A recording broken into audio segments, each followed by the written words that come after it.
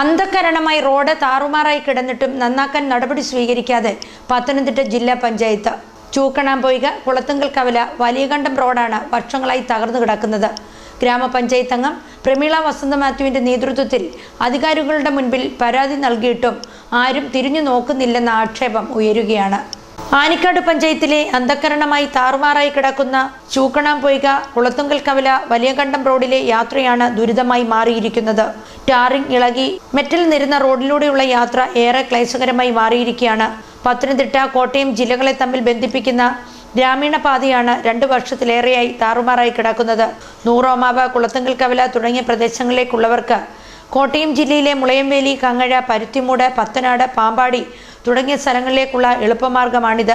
കുളത്തുങ്കൽ കവലയ്ക്ക് സമീപം കുറേ ഭാഗങ്ങളിൽ പുനരുദ്ധാരണം നടത്തിയെങ്കിലും ഭൂരിഭാഗങ്ങളിലും ശോച്യാവസ്ഥയിലായതിനാൽ കാൽനട യാത്രയും അപകടകരമാണെന്ന് നാട്ടുകാരായ ശശിയും ജോയിയും പറഞ്ഞു.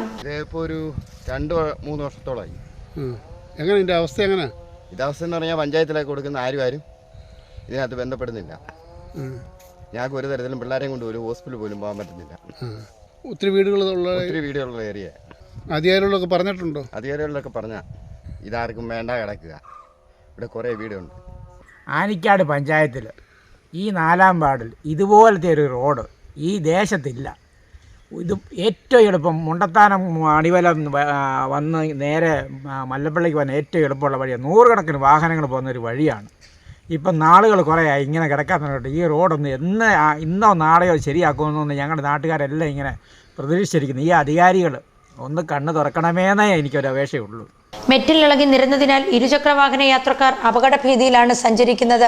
കോട്ടയം ജില്ലയിലെ നെടുങ്കുന്നം മുളയംവേലി റോഡ് മെച്ചപ്പെടുത്തുന്ന സമയത്ത് ഇതുവഴി ഉണ്ടായിരുന്ന ബസ്സുകളും മറ്റു വാഹനങ്ങളും പോയിരുന്നതും വലിയകണ്ടം റോഡിലൂടെയായിരുന്നു.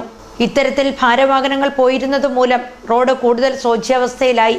പിന്നീട് ആരും തിരിഞ്ഞു നോക്കാതായതോടെ തകർച്ചയ്ക്ക് ആക്കം കൂടി.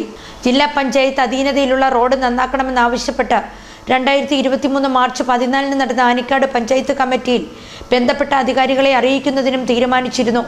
എന്നാൽ നാളെ ഇതുവരെയായി പ്രവൃത്തികളൊന്നും നടത്താതിരുന്നതിനാൽ വാഹനയാത്ര കൂടുതൽ ദുഷ്കരമാകുകയാണ്. റോഡ് ഗതാഗത യോഗ്യമാക്കാൻ നടപടിയെടുക്കണമെന്നാണ് നാട്ടുകാരുടെ പ്രധാന ആവശ്യം.